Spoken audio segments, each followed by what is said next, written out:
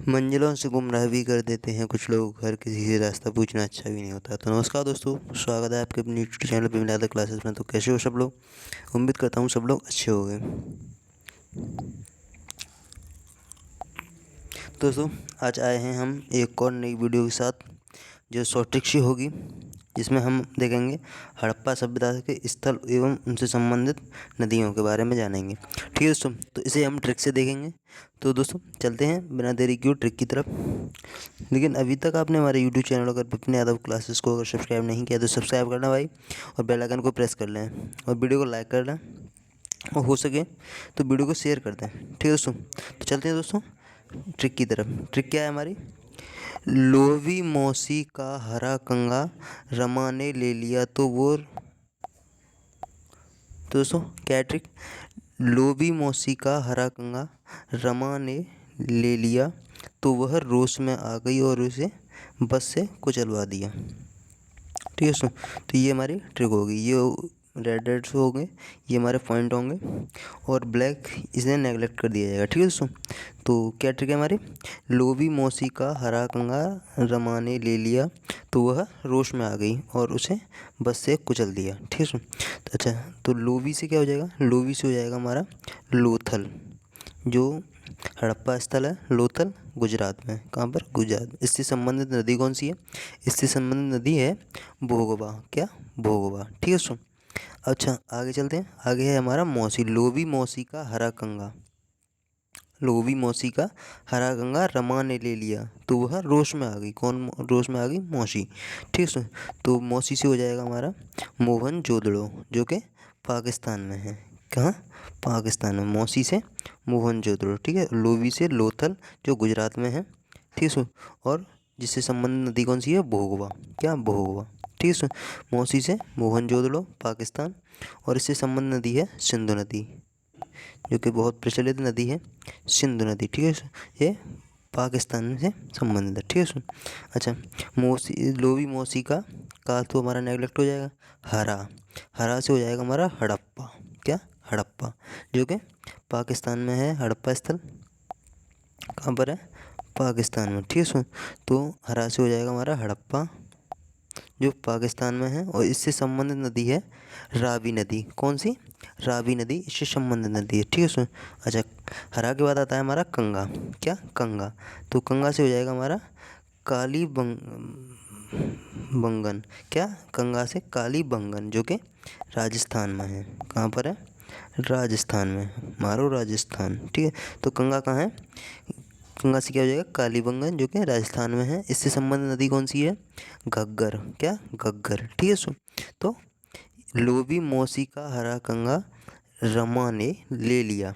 अच्छा, कंगा से कालीबंगन हो गया, जो कि राजस्थान में घग्गर नदी से रिलेटेड है। ठीक है सुन। अच्छा, आगे आता है रमा। क्या आता है? रमा। आगे वर्ड कौन सा है? रमा। रमा से हो जाएगा हमारा रंगपुर। क्या? रंगपुर, जो कि कहाँ पर है? गुजरात में। हड़प्पा स्थल है, और कहाँ है ये? गुजरात में। ठीक है। इससे संबंधित नदी कौन सी है? इससे संबंधित नदी है हमारी मादर। क्या? मादर इससे संबंधित नदी है। ठीक है सो। अच्छा, आगे चलते हैं। तो वह रोष में आ गई।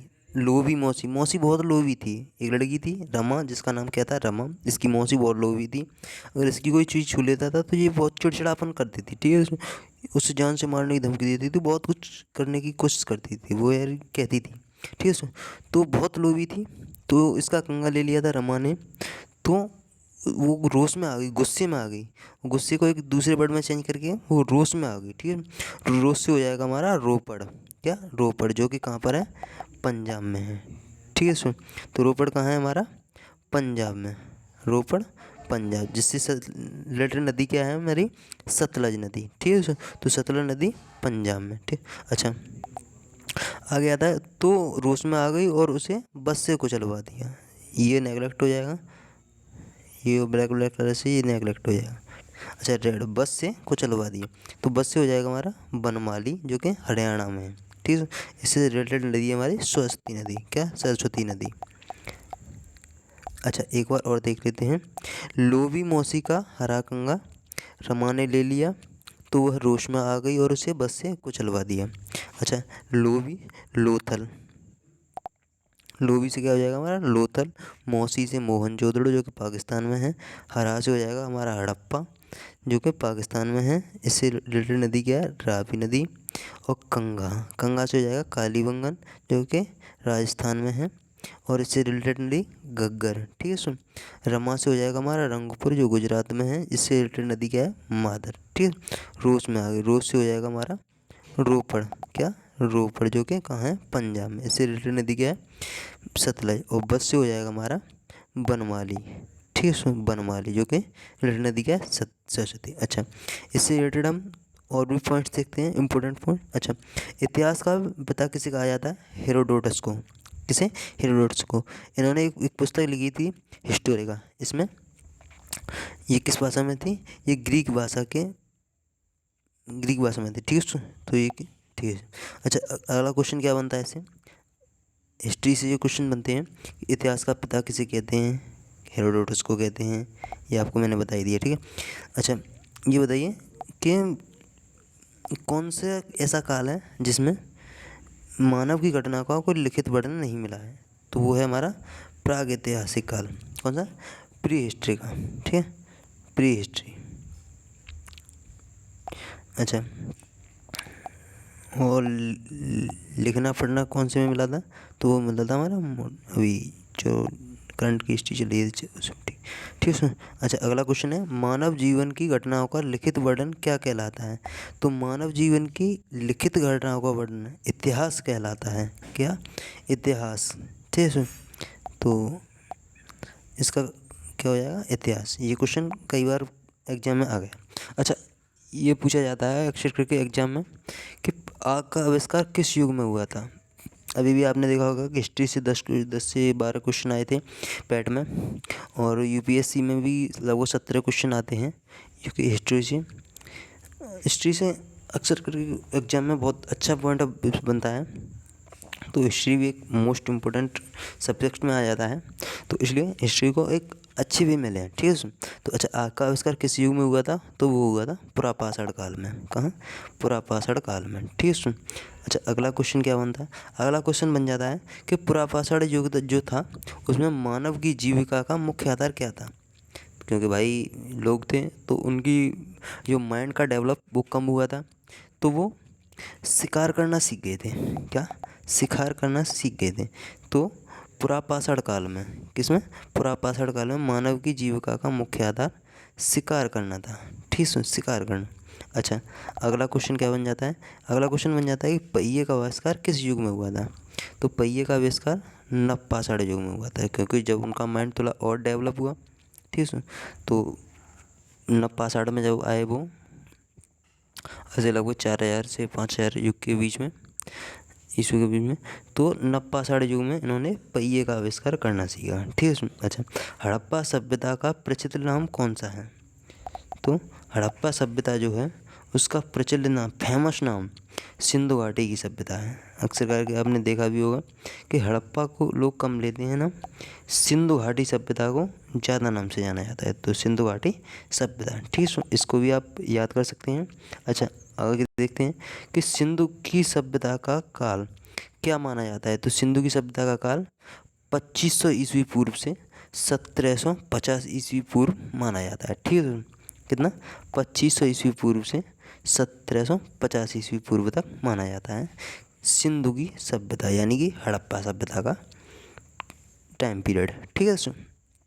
अगला क्वेश्चन क्या बन जाता है, अगला क्वेश्चन बन जाता है सिंधु की घाटी सभ्यता में सर्वप्रथम घोड़े के अवशेष कहाँ मिले थे, जो घोड़े के अवशेष कहाँ मिले थे सिंधु की घाटी सभ्यता में, यानी कि हड़प्पा सभ्यता में।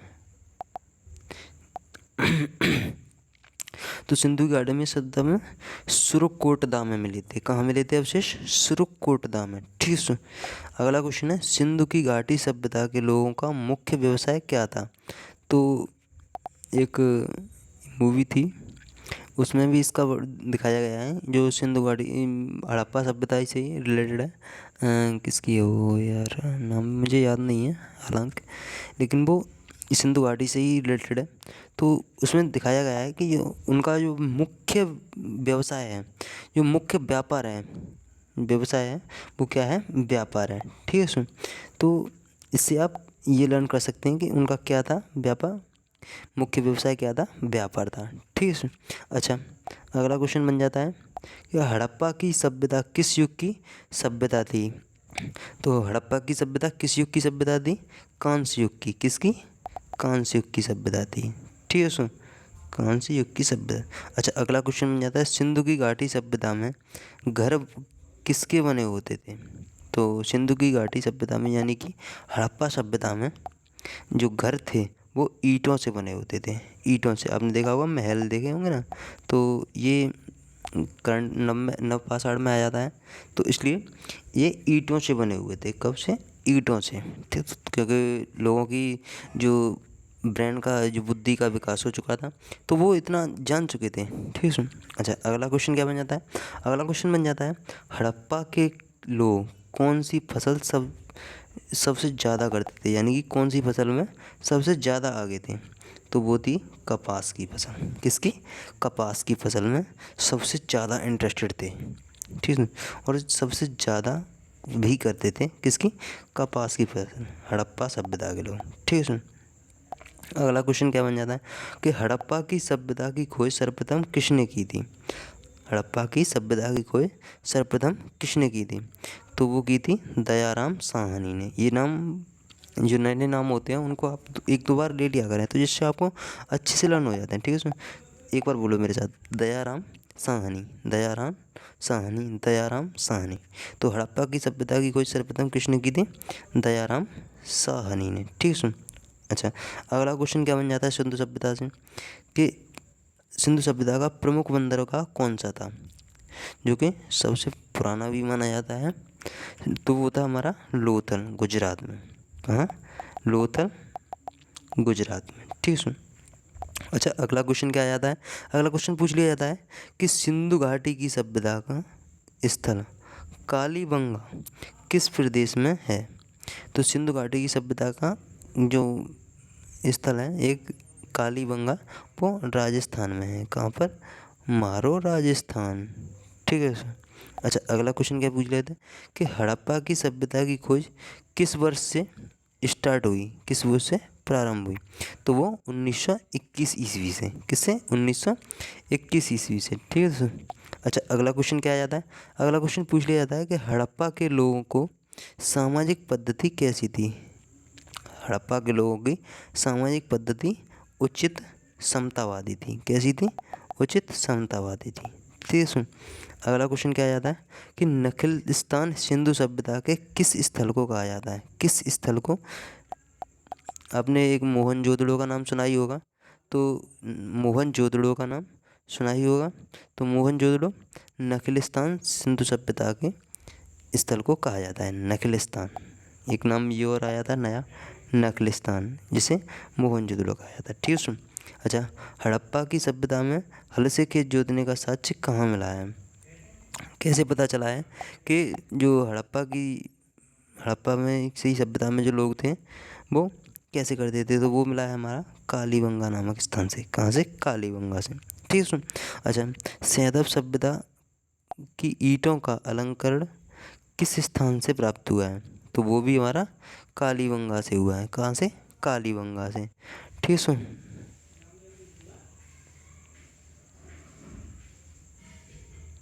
अच्छा, अगला क्वेश्चन क्या बन जाता है कि सिंधु की सभ्यता में एक बड़ा स्नान घर कहाँ मिला है। तो सिंधु की सभ्यता में एक बड़ा स्नान घर मोहनजोदड़ो में मिला है। कहाँ, मोहनजोदड़ो में। ठीक है सुन। अच्छा, सिंधु सभ्यता की मुद्रा पर किस देवता का चित्र अंकित किया गया। तो वो आग शिव का। किसका, आग शिव का। ठीक है सुन। अच्छा, मोहनजोदड़ो को एक अन्य नाम से जाना जाता है। तो मोहनजोदड़ो को एक अन्य नाम मृतकों का टीला से जाना जाता है। किससे, मृतकों का टीला से। अच्छा, अगला क्वेश्चन क्या है, शैथिल स्थलों के उत्खनन से प्राप्त मोहरों पर किस पशु का प्रकीर्णन सर्वाधिक हुआ है। तो वो हुआ है हमारा बैल का। किसका, बैल का। ठीक है। तो दोस्तों आगे भी क्वेश्चन हैं जिन्हें मैं अगली वीडियो में डिस्कस करूँगा आपसे। तब तक के लिए बने रहिए हमारे यूट्यूब चैनल के साथ। Love you guys.